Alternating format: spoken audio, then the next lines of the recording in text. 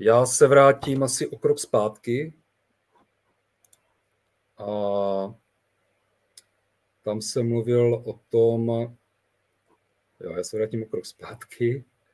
A tu dnešní přednášku jsem se snažil chronologicky seřadit tak, jak vlastně procházíme tím procesem povolování domů až po získání, projekce až po získání povolení.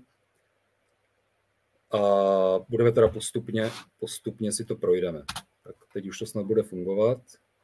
Prezentaci radši nebudu spouštět F5, bude to tam vidět takhle, snad to bude stačit. Takže nejdříve, než začneme pro vás projektovat, tak si musíme ověřit, jestli ten váš záměr je v souladu s územním plánem obce. To znamená, jestli je v ploše pro bydlení nebo pro rekreaci, případně jestli v ploše není nějaká územní studie, která zpřesňuje ten územní plán. Je také možnost si vyžádat na stavebním úřadě předběžnou informaci, což je obdoba územně plánovací informace podle starého stavebního zákona. Stavební úřad vám pak do 30 dnů musí odpovědět. Většinou ta odpověď je vlastně jenom výtah z územního plánu, ale můžete se tam právě dozvědět nějaké podrobnosti, o které nemusíte vědět, třeba právě o nějaké té územní studii, co tam platí, nebo regulaci. Také si musíme zjistit, jestli ten váš pozemek naleží náhodou v krajinné oblasti nebo v památkové zóně, že HKO a památkáři mají své vlastní regulace a omezení. Před samotným projektem se musí na pozemku provést geodetické zaměření pozemku, takzvaný polohopis a výškopis, kdy nám geodet udělá výškovou síť bodů, do které potom osazujeme ten váš dům. Musí se provést radonový průzkum, aby se dala navrhnout příslušná odpovídající protiradonová izolace. Pak tam máme například hydrogeologický průzkum, který je nutný vždycky, když se dělá čistina odpadních vod domovní, která je odvedena do vsaku, nebo když děláte studnu, nebo když si to nějaký orgán ochrany životního prostředí vyžádá pro vsak dešťových vod. Další průzkumy, pedologický korozní. Pedologický to je vlastně sonda, která se používá jako příloha pro žádost o vyjmutí z půdního fondu, ale to všechno jsme schopni za vás zařídit. Dále při projektu zjišťujeme možnosti připojení na technickou infrastrukturu, to znamená na vodu, elektřinu, kanalizaci, případně plyn, na komunikaci. A v případě, že tam tyhle sítě nejsou, tak se zjišťuje možnost čistiny odpadních vod a studny. Když shromáždíme tyhle podklady, tak začínáme projektovat. V tom projektu si s vámi nejdřív odsouhlasujeme a řešíme dispoziční řešení z té stavby a současně s tím jeho osazení v situaci, polohové osazení a výškové osazení, v čemž nám pomáhá právě ten geodetický průzkum, polohopis a výškopis. Již v této fázi je potřeba zohlednit požadavky průkazu energetické náročnosti budovy. Jedná se především o vytápění. Ty požadavky jsou v současné době takové, že jako hlavní zdroj tepla těch rodinných domů nám vychází nejčastěji nějaké tepelné čerpadlo, vzduch voda nebo vzduch vzduch. Dá se to kombinovat s nějakým dalším opatřením jako fotovoltaika, krbová kamna, klimatizace, rekuperace. A neměl bych zapomenout, že tím nejlepším zdrojem z hlediska průkazu je paradoxně kotel na dřevo nebo peletky, kdy vám průkaz vyjde bez problémů v Ačku vždycky. U rekreačního objektu je to trochu jinak, tam lze použít takovou výjimku z energetického zákona, že když se prohlásí, že ten rekreační objekt je používán nebo má spotřebu energie jen 25% té energie, kterou by spotřeboval při trvalém užívání, tak průkaz vůbec mít nemusíte. Takže potom ten rekreační objekt se dá vytápět třeba i elektrickými přímotopy nebo elektrickými podlahovými kabely. Potom v rámci projektu děláme ty přípojky na sítě, vyřešíme čistinu odpadních vod, studnu nebo sjezd a toto je již rozsah, který potřebujeme pro podání žádostí na dotčené orgány a správce sítí. Takže v této fázi potřebujeme hlavně půdorysy, řez, pohledy, situaci, průvodní list, souhrnnou zprávu a tento balík potom odesíláme na stanoviska dotčených orgánů a správců sítí. Že to je další bod, stanoviska. K domům, k projektům se nám vyjadřují dotčené orgány státní správy a správce sítě a technické infrastruktury a dopravní infrastruktury. U rodinných domů je to především nějaký orgán ochrany životního prostředí, což jsou většinou odbory životního prostředí na městských úřadech a potom krajské hygienické stanice jako ochránci veřejného zdraví, kteří řeší především zatížení od hluku, který ta stavba může vydávat, zvláště od těch tepelných čerpadel. Od 1. července loňského roku ty orgány ochrany životního prostředí vydávají tzv. Jednotné environmentální stanovisko, což je obdoba koordinačního závazného stanoviska, které bylo předtím. To znamená, že v tom stanovisku jsou zahrnuty všechny požadavky a vyjádření všech oddělení nebo úseků té ochrany životního prostředí. Je tam ovzduší, odpady, myslivost, lesy, je tam vodoprávní úřad. Prostě je to všechno v jednom závazném stanovisku, ke kterému se dostanu ještě později. Novinkou, už to taková novinka není, je, že ten orgány územního plánování, které se dřív zabývaly souladem toho záměru s územním plánem, tak ty závazná stanoviska od 1. července loňského roku již nevydávají a tato působnost přešla zpět na stavební úřady, které tohle řešily do roku 2017 před jednou z novel předchozího stavebního zákona. Nový stavební zákon vlastně přikazuje takzvanou procesní integraci, to znamená, že tam, kde je to možné, tak se vydává jedno koordinované stanovisko, takže když na ten městský úřad pošlete více žádostí na jednotlivé odbory, tak oni vám to automaticky sloučí do jednoho koordinovaného. Ten dotčený orgán má 10 dní na to, aby vás po podání žádosti, nebo nás po podání žádosti vyzval k odstranění případných vad žádosti. A když je ta žádost bez vady, tak mají 30 dnů na to, aby vydali závazné stanovisko. 30 dní si můžou dát navíc, když posoudí, že ten případ je zvlášť složitý.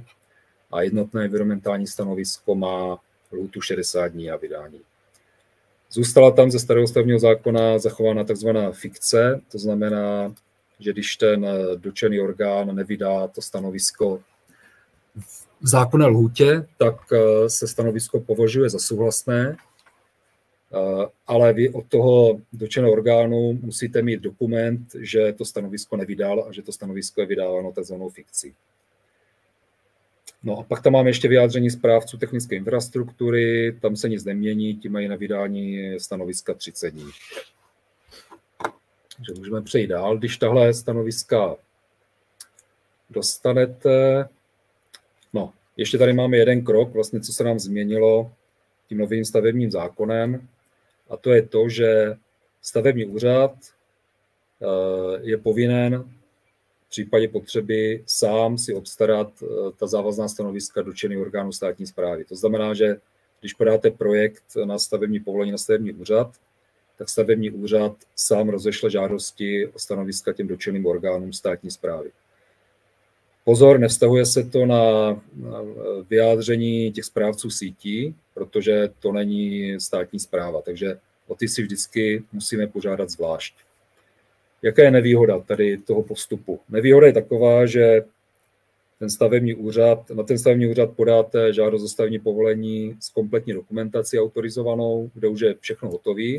Stavební úřad to rozešle na vyjádření těm dotčeným orgánům, ti zjistí nějaký nesoulad, vyzvou vás k odstranění, nebo ten stavební úřad vyzvou k odstranění, stavební úřad to musí poslat zase vám, což nějakou dobu trvá, a vy se musíte obrátit na projektanta, který vám už dal kompletní dokumentaci a něco změní. Takže je to takový zdlouhavý postup, který může ovlivnit celou kompletní dokumentaci. Naštěstí existuje pořád možnost si ty stanoviska dotčených orgánů vyřídit ještě před podáním na stavební úřad.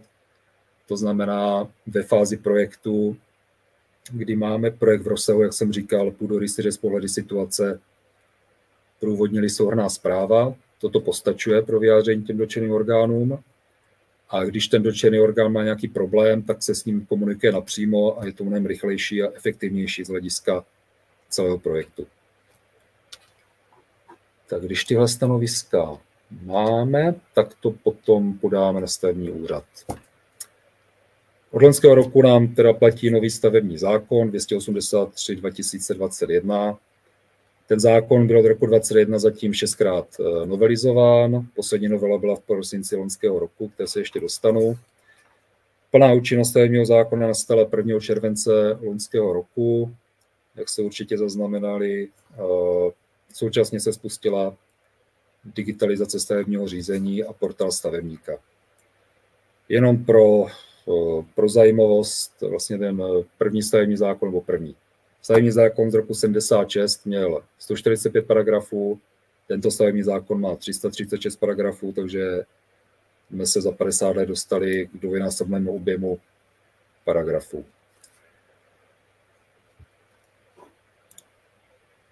Tak a teďka samotné povolování. Stavební zákon zavádí takzvané jedno řízení, jedno povolení, takže všechny stavby, které jdou na povolení, se povolují jednostupňově, už není žádné územní řízení nebo stavební řízení, prostě jenom řízení o povolení stavby, protože všechna ta povolení jsou vydávána rozhodnutím, tak musí všechny nabývat právní moci. Ve stavebním zákoně je ponechána možnost zrychleného řízení, což je taková obdoba ohlášky, která byla v předchozím stavebním zákoně.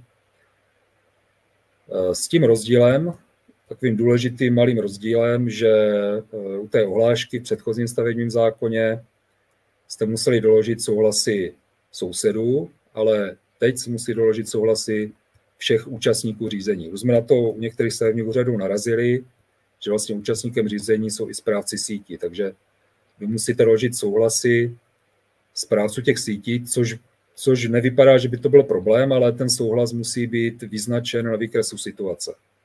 A třeba ČEZ nebo EGD vám ty souhlasy dává z jejich systému a ten souhlas není vyznačen na situaci, je vyznačen v textu. Takže už se nám stalo, že stavební úřad to neuznal a fakticky nebyla možnost, jak na tom stavebním úřadu to zrychlené řízení protlačit. Takže se to překlopilo do normálního řízení. Po podání má stavební úřad teoreticky podle zákona 10 dní na to, aby vás vyzval k doplnění dokumentace a 7 dní má na to zahájit řízení, když je ta doručená žádost bezvadná. Ta praxe je úplně jiná, k tomu se dostanu později taky. Lhůty na vydání povolení u jednoduchých staveb má stavební úřad 30 dní, v případě, když nařídí ústní jednání v tom řízení, tak je to 60 dní. Ostatní stavby v ostatních kategoriích mají na vydání povolení stavební úřady 60 dní. Platnost povolení je 2 roky, to zůstává z toho původního stavebního zákona. To znamená, že během těch 2 let musíte zahájit stavbu. Co je novinka, je to, že tu stavbu musíte dokončit do 10 let od zahájení. To v tom předchozím stavebním zákoně nebylo a tím docházelo k tomu, že spousta staveb se nikdy neskoloudovala a jsou užívána vlastně na černo, ale jsou třeba 10-20 let, když užívána. Takže teď to není možné, teď se ta stavba musí do 10 let skoloudovat. V dalším kroku máme druhý staveb a jejich povolování, což je takovej evergreen v otázkách, které nám často přichází.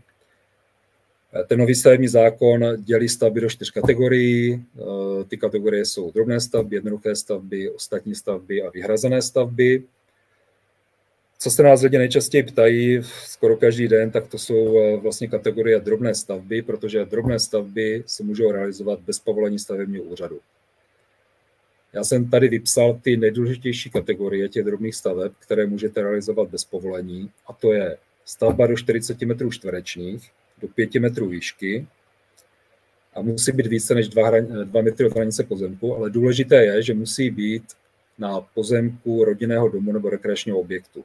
Čili nemůže to být na prázdném pozemku bez povolení postavené.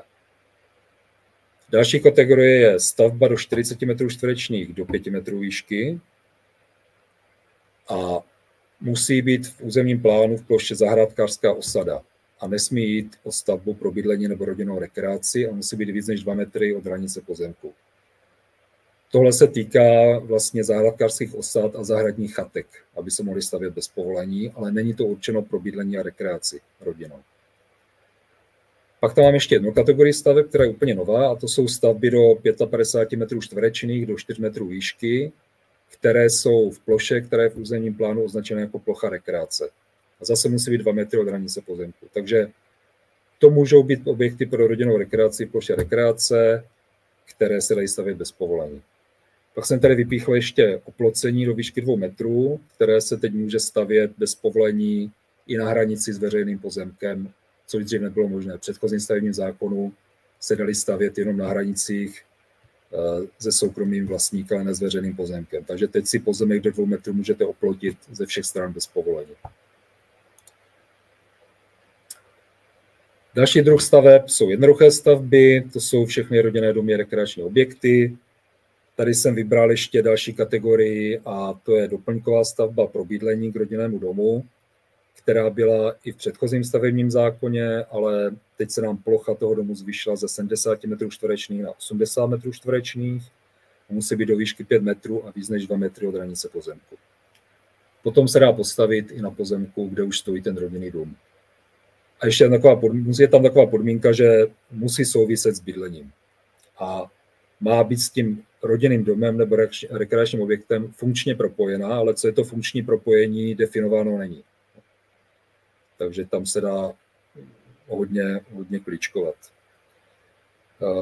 Další kategorie staveb jsou vyhrazené stavby, to jsou dálnice, dráhy, ostatní stavby, to jsou všechny ostatní stavby, například bytové domy, občanská výstavba a podobně.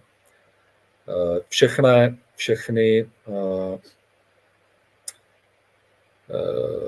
novinka je, že dokumentace, která jde na stavební úřad, tam jde jenom elektronicky s elektronickým autorizačním razítkem.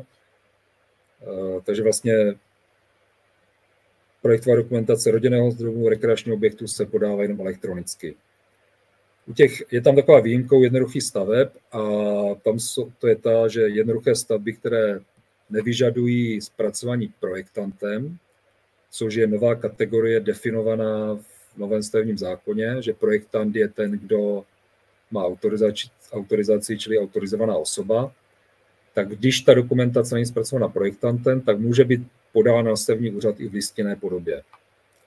A to jsou vlastně všechny ty stavby v kategorii mimo rodinných domů a rekreačních objektů. A jsou to paradoxně například nástavby a přístavby rodinných domů. Takže rodinný dům na rodinný dům musíte mít projektanta s autorizací podávat digitálně, ale když tomu rodinnému domu stavíte nástavbu, patro nebo přístavbu a zůstáváte v rozsahu toho rodinného domu, tak to může zpracovat osoba bez autorizace a můžete to podat v listinné podobě.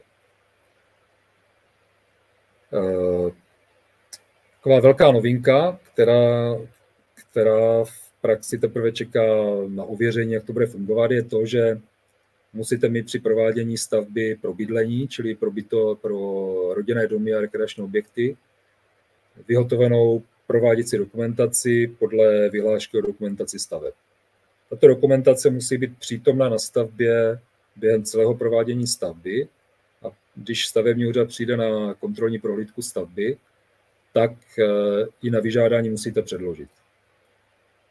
Ale zase je takové české řešení, ta prováděcí dokumentace se nedokládá ke kolaudaci stavby.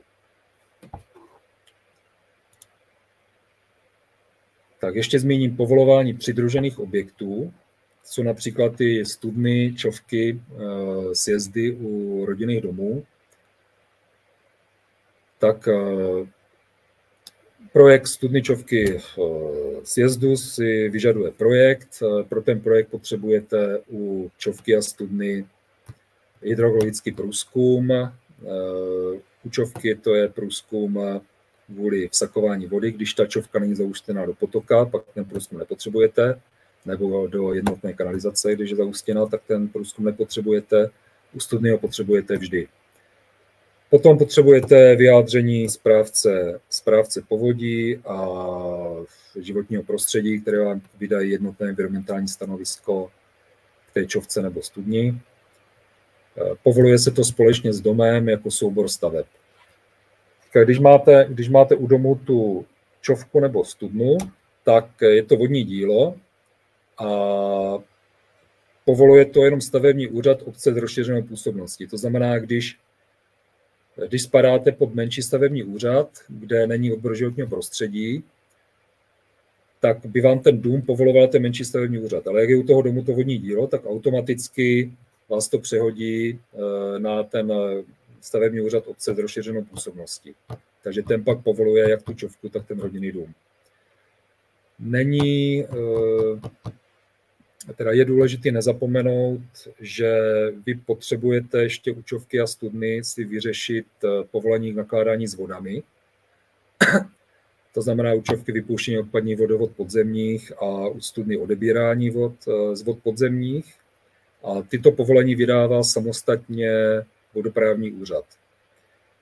Povolení studny a čištění odpadních vod není závislé na vydání tohoto povolení, ale před realizací stavby musíte mít to povolení nakládání s vodami již v právní moci. Jinak nemůžete tu stavbu zahájit. A pozor, když je to soubor staveb, tak nemůžete zahájit ani stavbu toho rodinného domu. Takže tam je potřeba nezapomenout na to povolení nakládání s vodami, protože stavební úřad vám vydá povolení a vy žijete v také blaženosti, že máte všechno povolené, ale nemáte. A fakticky tu stavbu nemůžete začít. Potom bych ještě vypíchl přípojky do 25 metrů. Jsou nyní bez povolení, to znamená přípojka vody, kanalizace, plynu, elektřiny, sdělovací vedení do 25 metrů můžete dělat bez povolení, ale potřebujete k tomu samozřejmě souhlas toho správce té infrastruktury, na kterou se připojujete, a správce vlastníka pozemku, do kterého se připojujete. Pak tu mám ještě sjezd, ten povoluje nyní stavební úřad společně s domem. Je k tomu potřeba vyjádření dopravního inspektorátu Policie České republiky příslušného. Dřív ty sjezdy povolovaly buď odbory dopravy na městských úřadech, nebo silničně správní úřady na obcích. Tak, kolaudace. Kolaudují se všechny stavby, které vyžadují povolení. Kolaudace si vydává rozhodnutím a posuzuje se v ní, zda je záměr v souladu s povolením. Kolaudace je navíc teď požadována i u podstatných změn stavby a u změny užívání části stavby, i když se nezasahuje do jednotlivých konstrukcí a vzhledu stavby. Přechodná ustanovení v tom stavebním zákoně nám říkají, že řízení a postupy zahájené před dnem účinnosti se dokončí podle dosavadních právních předpisů. To znamená, že když jste získali povolení stavby před 1.7. loňského roku, tak ta realizace stavby se dělá podle toho původního povolení. Jedinou výjimkou jsou kolaudace, protože když o kolaudaci požádáte teď, tak se bude kolaudovat podle nového stavebního zákona, i když ta stavba byla povolena podle starého stavebního zákona. Prováděcí vyhlášky, nakonec jsme se jich přece jenom dočkali, byly vydány v květnu loňského roku. Podstatné jsou dvě, a to je vyhláška požadavcí na výstavbu 146, která skloubila dvě předchozí vyhlášky, vyhlášku využívání území a obecné technické požadavky na stavby. Pak je tam vyhláška 131 o dokumentaci staveb, která nám udává skladbu všech dokumentací. Novinkou je, že Brno a Ostrava mohou mít vlastní stavební předpisy, a už je i mají, takže v Brně platí od července loňského roku, v Ostravě myslím od letošního ledna, čili to jsou poměrně nové. Praha měla vlastní stavební předpisy už předtím, takže vlastně projektant má teď čtyři stavební předpisy. všeobecné pro republiku, pro celou republiku a potom pro Prahu, Brno, Ostravu zvlášť.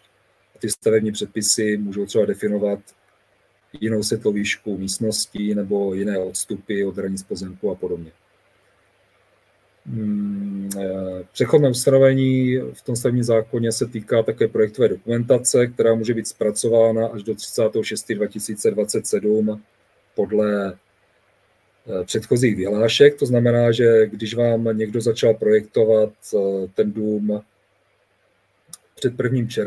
červencem loňského roku podle starých vyhlášek, tak ten projekt může být takhle podán na stavební úřad až do 30.6.2027.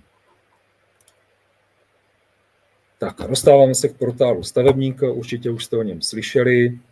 Já jenom shrnu, že je přístupný vlastně všem, každý se do něj může přihlásit, každý, kdo má nad 18 let, přihlašuje se do něho pomocí bankovní identity, e-občanky, pak jsou tam ještě další možnosti.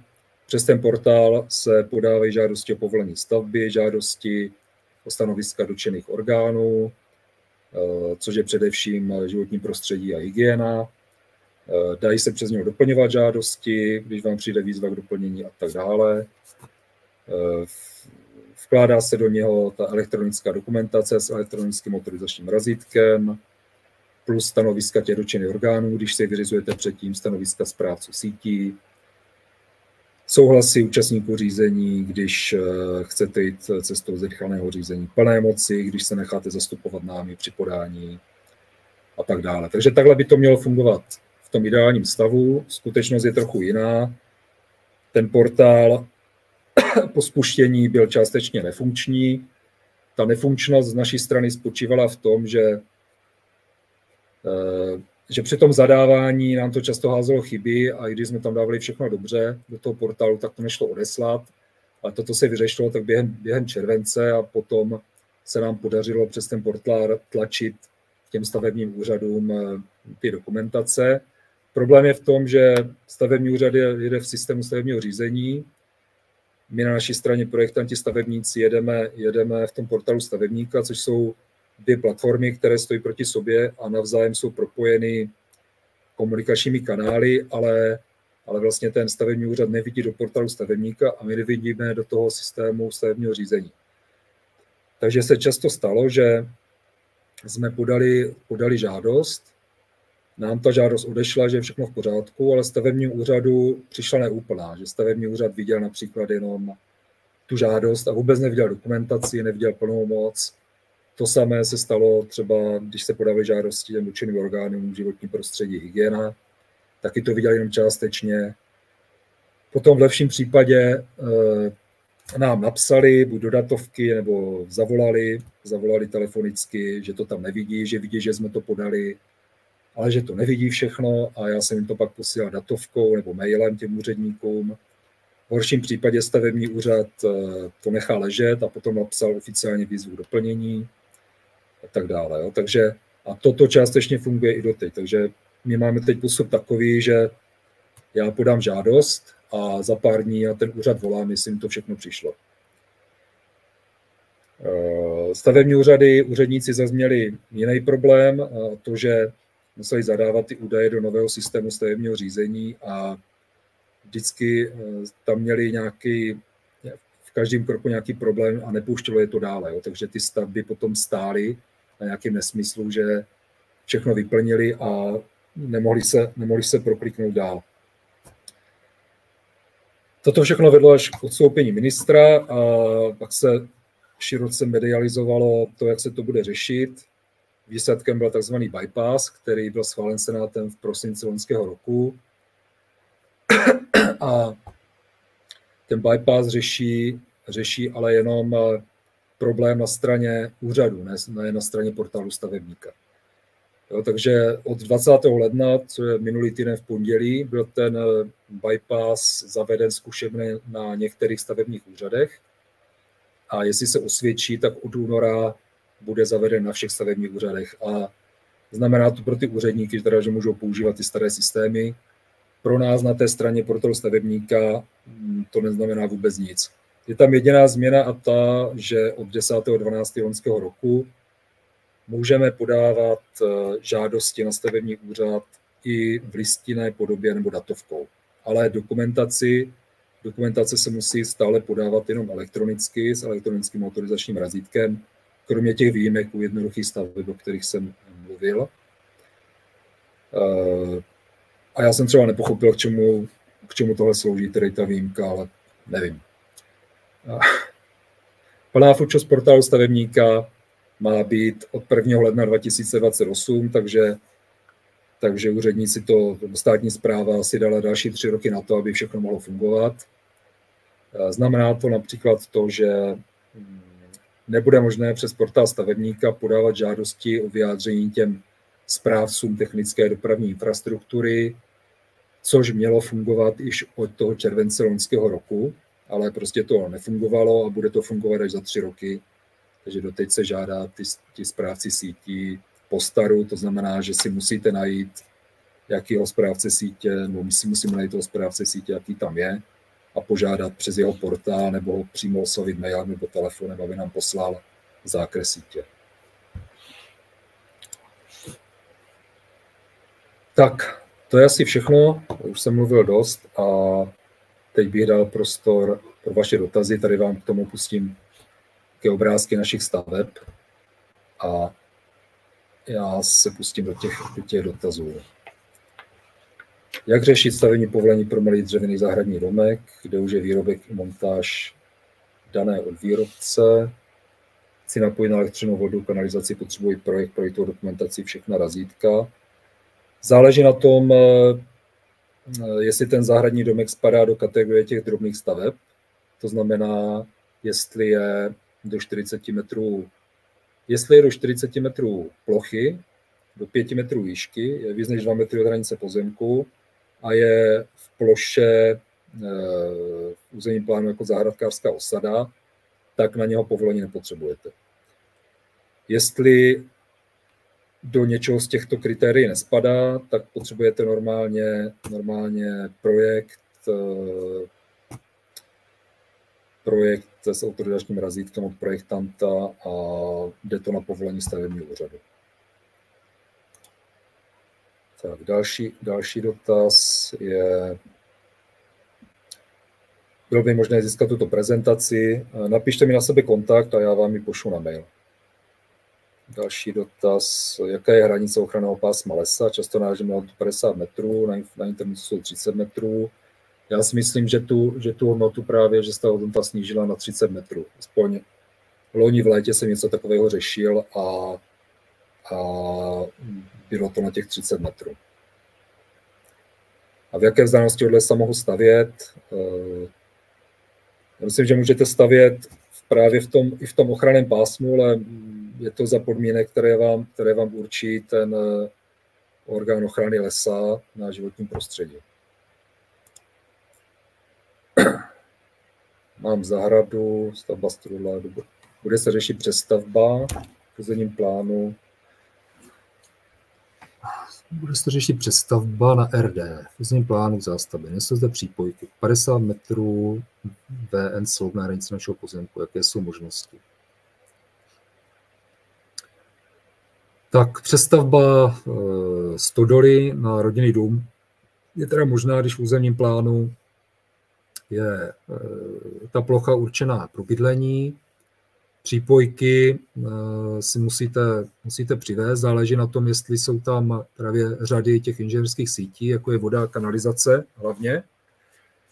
Když nebudete mít vodu, je možnost si udělat studnu, když není kanalizace, je možnost řešit odvod splaškových vod tou domovní čističkou odpadních vod.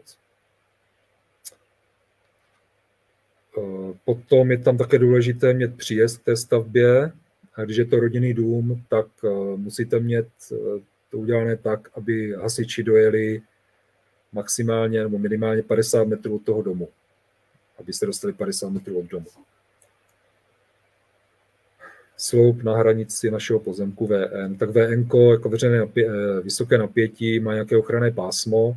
Když to jsou nechráněné vodiče, tak je to 7 metrů. Většinou uvedení, které je zřízeno před rokem 95, je to 10 metrů. V tom ochranném pásmu ten dům nemůžete mít.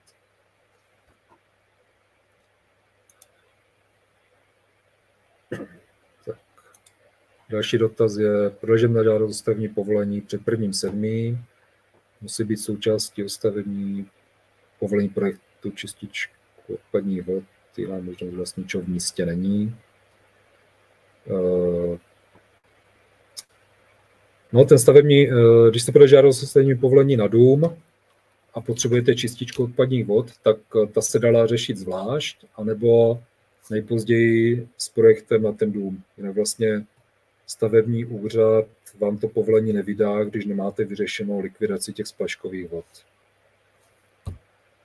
A ještě bych zmínil, že vlastně pro rodiny, že posloupnost podle vodního zákona na likvidaci těch splaškových vod je taková, že musíte se nejdřív napojit do kanalizace. Když tam ta kanalizace není, nebo to není technicky nebo ekonomicky možné, tak musíte mít tu čističku, domovní čističku odpadních vod. A když to není možné, tak teprve potom je možnost mít výjimku na vyvážení.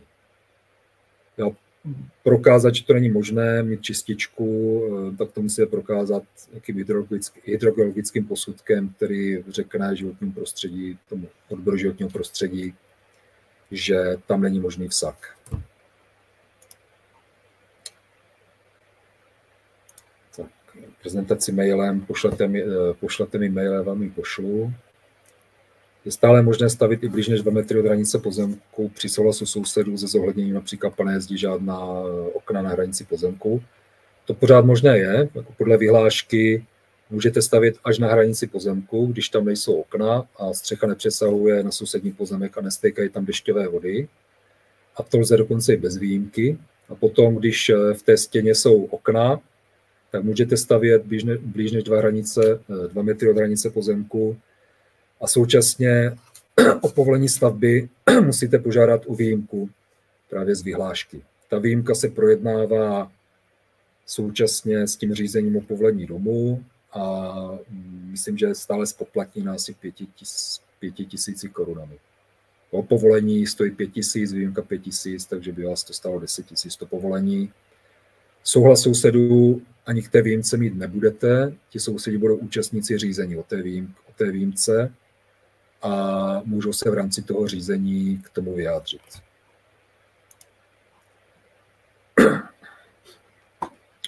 Dotaz, pokud stavím bez povolení, tak to znamená, že nemusím nikoho kontaktovat. Ano, když stavíte drobnou stavbu, tak nemusíte víc než 2 metry od hranice pozemku a spadáte do toho, že to je drobná stavba, tak nemusíte nikoho kontaktovat. Ale moje doporučení je si na stavebním úřadě ověřit, že spadáte do té kategorie drobná stavba, aby se vám nestalo, že to postavíte. A potom stavební úřad přijde s tím, že z nějakého důvodu do té kategorie nespadáte. Jo, takže než budete investovat do té drobné stavby, tak bych si přece jenom na stavebním úřadě ověřil, že jste opravdu v té kategorii drobné stavby bez povolení.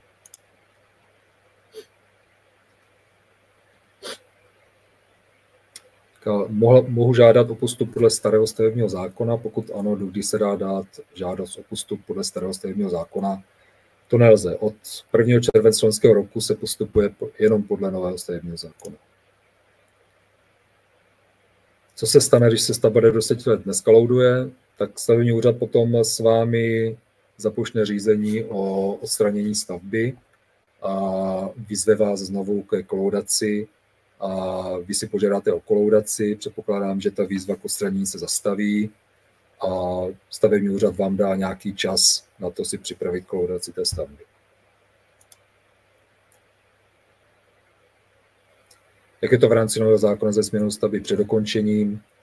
Je to úplně stejně, jak podle starého stavebního zákona, takže vždycky se stavba musí provádět podle stavebního povolení. Když je tam nějaká změna,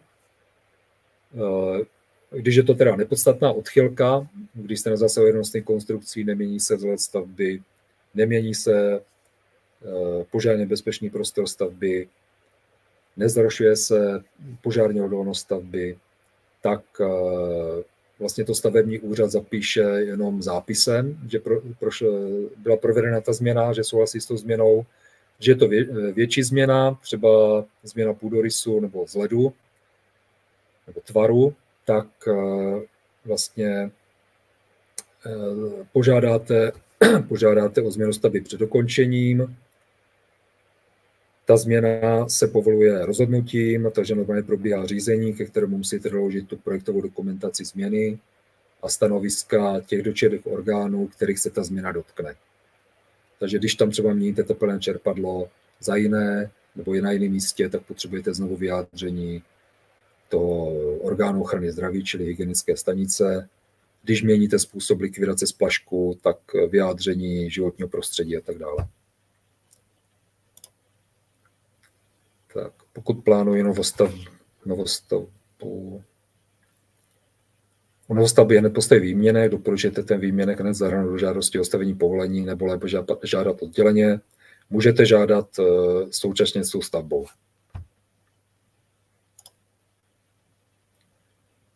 Lze koupit rekreační chatu, tu pak zbourat, postavit malý dům k bydlení, popřípadě nechat ho jako rekreační objekt s trvalým bydlením, jsou tam nějaká úskalí, tak můžete místo té rekreační chaty postavit dům k bydlení, jako rodinný dům, v případě, že v územním plánu je to umožněné. Ve většině územních plánů jsou ty plochy rozděleny na plochu k bydlení, plochu k rekreaci, ale může se stát, že v ploše pro bydlení je možná i funkce rekreace. Opačně to příliš nebývá, jo? Že by v ploše pro rekreaci byla umožněna funkce trvalého bydlení. To nebývá, je to spíš naopak. Takže je potřeba si ověřit, jak je to v tom územním plánu. Klidně mě to pošlete nebo nám na firmu a my se vám na to podíváme.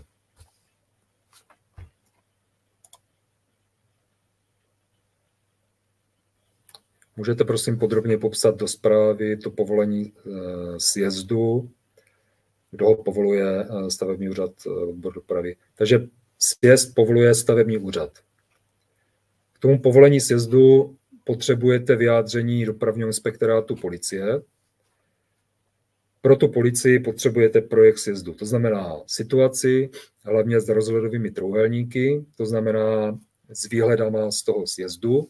Ty rozhledové trojúhelníky se projektují podle rychlosti, která je na té komunikaci, na kterou se připojujete. Čím je rychlost vyšší, tím je ten trojúhelník delší. V tom rozhledovém trojúhelníku nesmí být žádné překážky. Jediné, co tam můžou být, jsou překážky, myslím, do 10 cm v průměru, jako sloupy veřejného osvětlení.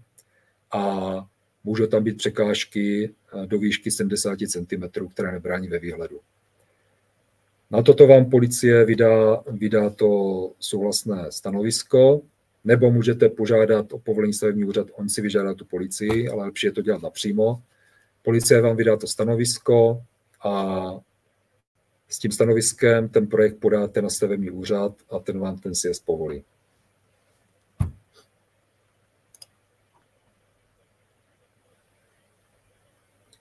Co se stane, když neskalouduji stavbu do 10 let? Na to už jsem odpovídal. Tak, stavějící rodinný dům stojí metr od hranice sousední parcely. Chystáme se zateplovat, je možné, aby ustupová vzdálenost byla po zateplení 50 cm. Co žádat, to bych neřešil. To je stavební úprava a jestli se nezhoršuje vlastně požárně bezpečnostní řešení té stavby, jestli nevznikne požárně otevřená plocha, jako na té zdi, která by měla za následek požárně bezpečný prostor, který by přesahoval na ten sousední pozemek, tak je tohle bez povolení. Jo, je tam problém, kdyby to bylo zateplení větší než 20 cm, tak už se to bere jako požárně otevřená plocha, myslím. Jo, nemám autorizaci pro požární bezpečnost, ale myslím, že to tak je. A do 20 cm polystyren a vata vlastně tvoří požárně uzavřenou plochu. Takže nevzniká ten přesah na sousední pozemek a tohle se neřeší. Máme stavbu povolenou po staru, narazili jsme na problém v podloží, musíme stavbu posunout. Co to pro nás znamená? Zkusil bych nejdřív změnu stavby před dokončením a když to nevyjde, protože ten stavební úřad ty změny dělá většinou, když ta stavba zůstává na místě. Jo, třeba se zmenšuje, ale pořád je na tom místě, kde byla povolena. Když by ta změna neprošla, tak to znamená dělat nové povolení, což by znamenalo nový projekt podle nového stavebního zákona, povolení podle nového stavebního zákona. Ale já si myslím, že by vám to stavební úřad udělal jako změnu stavby před dokončením.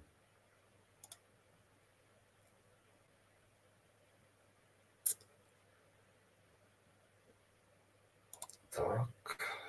Jak se řeší stavební pozemek, který je v památkové zóně? Musíte mít souhlas příslušného odboru památkové péče, většinou to je na tom městském úřadě. Záleží na tom, jaký je ten způsob té ochrany. Buď vám to vyjádření vydají ti památkáři sami, anebo to ještě posílají na Národní památkový ústav, který vždycky sídlí v krajském, no, je vždycky krajské pracoviště pro celý kraj.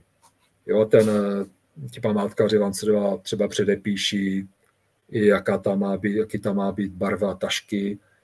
A teď jsem řešil i barvu a tvar dlažby a podobně. Chceme postavit 10 domků, prostě ne do 40 m2 vlastním pozemku, bude k tomu třeba stavební povolení. Jo, to určitě. Jo, tam to se týká jako jedné drobné stavby do 40 metrů, ne 10.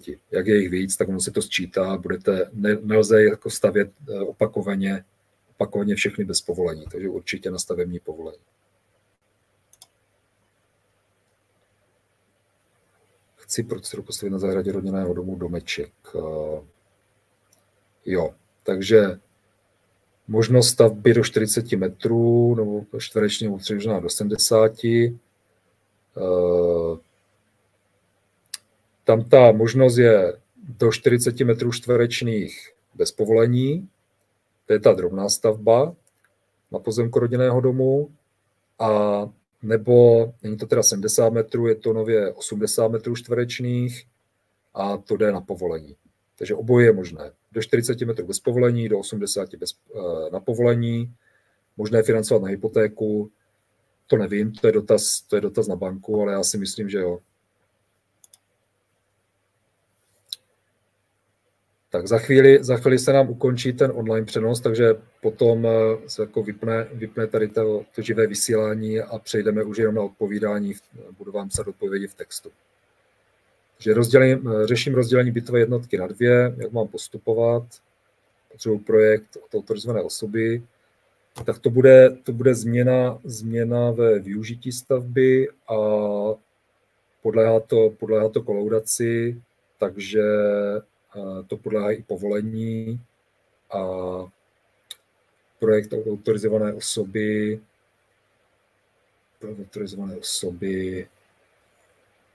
jo, potřebujete k tomu projekt od autorizované osoby.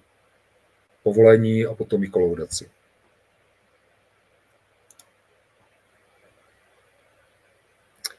Jak dlouho máme počítat první schůzky s projektantem k finálnímu povolení, včetně ČOV? My jsme u nás hodně rychlí, projekty děláme v Revitu, takže vám pak posíláme návrhy ve 3D, kdy tím domem se můžete procházet. Takže na naší straně je to rychlý. Potom posíláme ty žádosti vyjádření dotčeným orgánům, ty na to mají 30 dní. Teď se to hodně zlepšilo, že to do 30 dní jako celkem většinu těch vyjádření dostáváme, řekněme 30 až 50 dní. Potom se to může trochu zaseknout na té ČOVce, kdy potřebujeme posudek toho hydrogeologa, protože ten to může trochu zabrzdit, třeba měsíc, 2. No a potom největší brzdy jsou stavební úřady. Takže 2 stavební úřady mě vydali povolení podle zákona v 30denní lhůtě. Mám povolení podle nového stavebního zákona podané na stavebních úřadech, které jsou tam už 3 měsíce. A mám povolení podané na stavebních úřadech od června loňského roku, které tam jsou doteď a stavební úřady mě oficiálně odpověděli, že se tím budou zabývat až v únoru nebo v březnu tohoto roku. Takže je to spíš na úřadech. U nás je to rychlé, u nás to určitě nebrzdíme.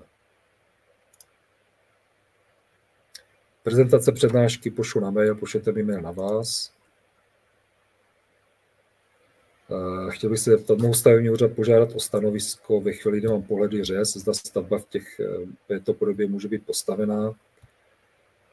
Určitě, můžete požádat oficiálně o územně plánovací informaci, a to vám řeknou jenom, že v té ploše může stát stavba.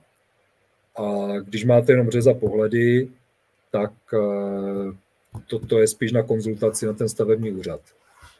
Nejlépe je tam zajít v úřední hodiny, na úřední hodiny určitě předem zavolat, anebo je možné to tomu úředníkovi i poslat mailem, ale po domluvě. Jo. Já to dělám, když je ten stavební úřad daleko, tak já tam zavolám, domluvím se, že to pošlu to mailem, pak třeba den, dva počkám, ten úředník neodpoví většinou hned, tak já mu zavolám, on se na to podívá. Jo, takže takhle je možné postupovat.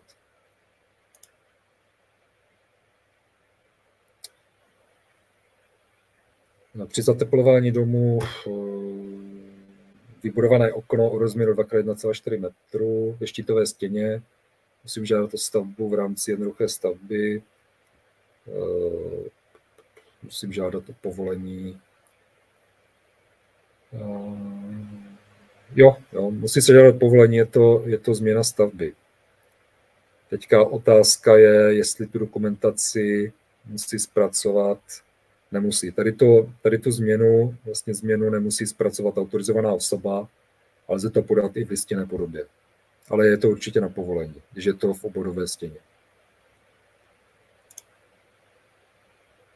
Jak se aktuálně dlouho čeká na vydání stavebního povolení? To jsem odpověděl v tom předchozím dotazu.